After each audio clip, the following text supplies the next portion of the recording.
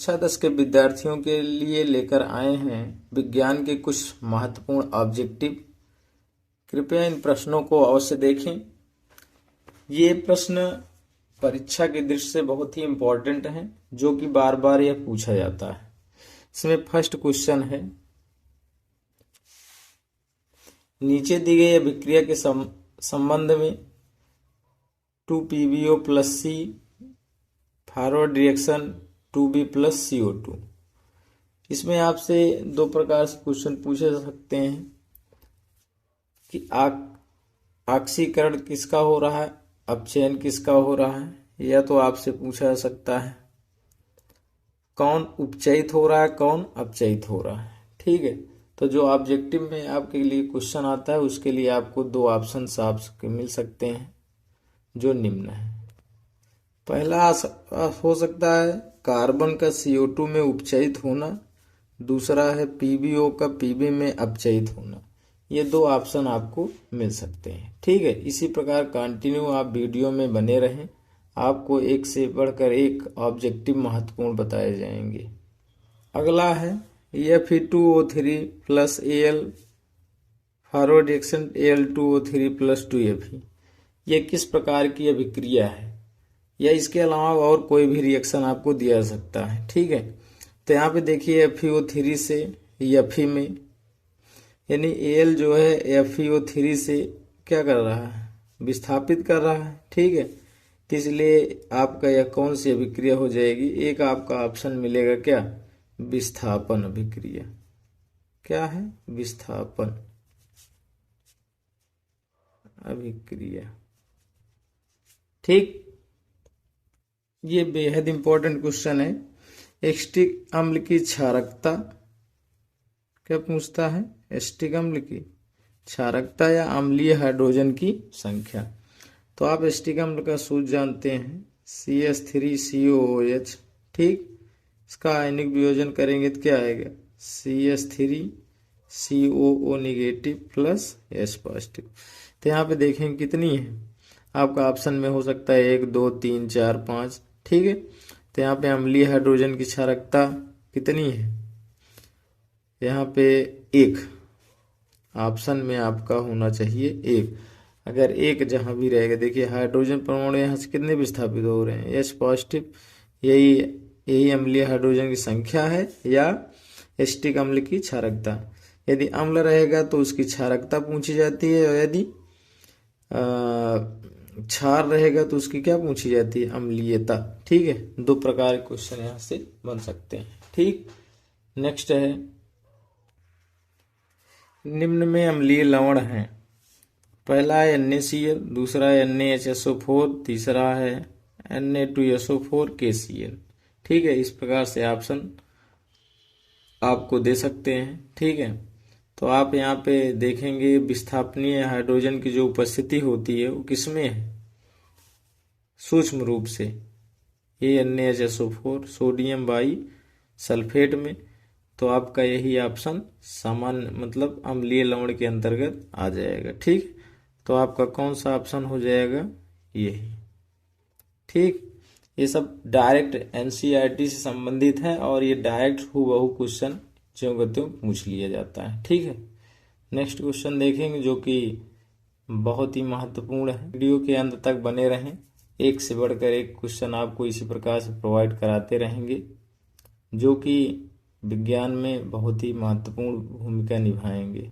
शुद्ध जल का pH मान होता है, बहुत सारे बच्चों को पता रहता है, लेकिन बहुत सारे बच्चे इसमें कंफ्यूज में होते हैं। तो इसलिए जान लीजिए, शुद्ध जल जो है पूर्णतः उदासीन होता है। उदासीन विलयन का मानक स्केल के अनुसार क्या बताया गया है, 7। ठीक है, और जो 7 से कम या 7 से अधिक कंडीशन बनती है, और क्षारीय और अम्लीय की दो कंडीशन बनाते हैं। ठीक है, तो शुद्ध जल का pH मान कितना होता है, 7। इसको हमेशा याद रखेंगे क्योंकि ये बहुत ही पूछा जाता है। ठीक है, इसी प्रकार से अगला क्वेश्चन देखते हैं, बेकिंग पाउडर को गर्म करने पर कौन सी गैस निकलती है। ठीक है, तो बेकिंग पाउडर को गर्म करने पर आप ध्यान दीजिएगा, इसको आप लिख सकते हैं क्या, CO2। ठीक है, कौन सी गैस निकलती है? CO2। ठीक है, ये क्वेश्चन कई बार रिपीट हुआ है। कौन सी गैस है? CO2। ठीक है, याद रखेंगे, कार्बन डाइऑक्साइड। ठीक, अगला क्वेश्चन देखते हैं। अम्लीय वर्षा के जल का pH मान होता है।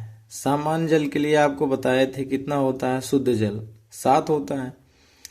तो यहाँ पे पूछा है अम्लीय वर्षा के लिए, ये भी क्वेश्चन रिपीट होने के चांस बहुत ज़्यादा है।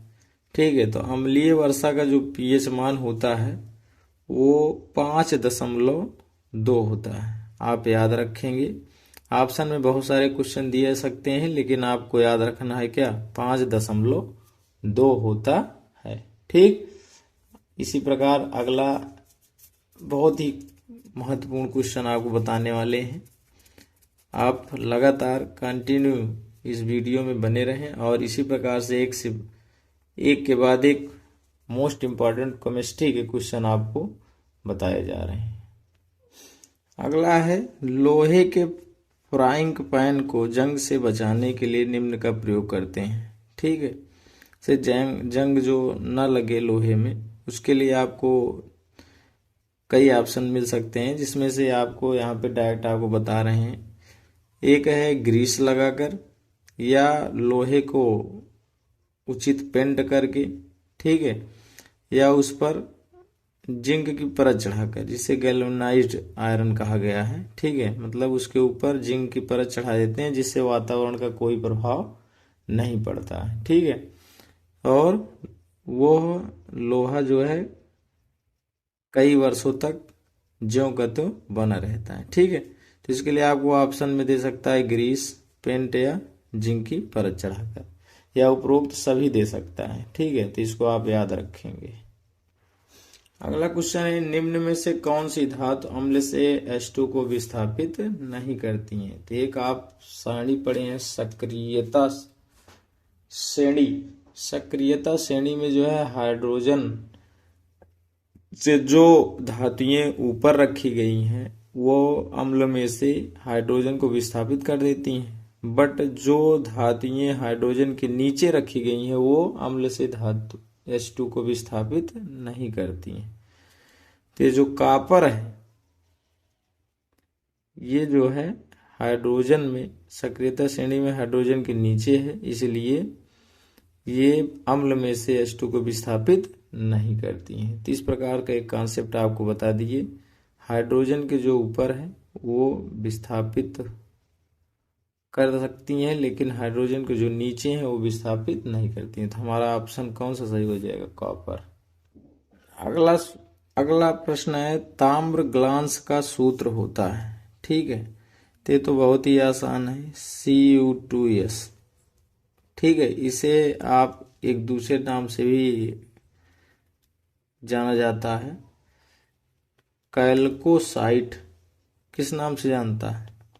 कैल्कोसाइट के नाम से भी जाना जाता है। तो इसको याद रखेंगे, ये ऑब्जेक्टिव में कई बार पूछा जा चुका है, ताम्र ग्लांस। ठीक है, तो इसका बहुत सारे सूत्र दिए रहते हैं, तो आपको याद रखना है Cu2S।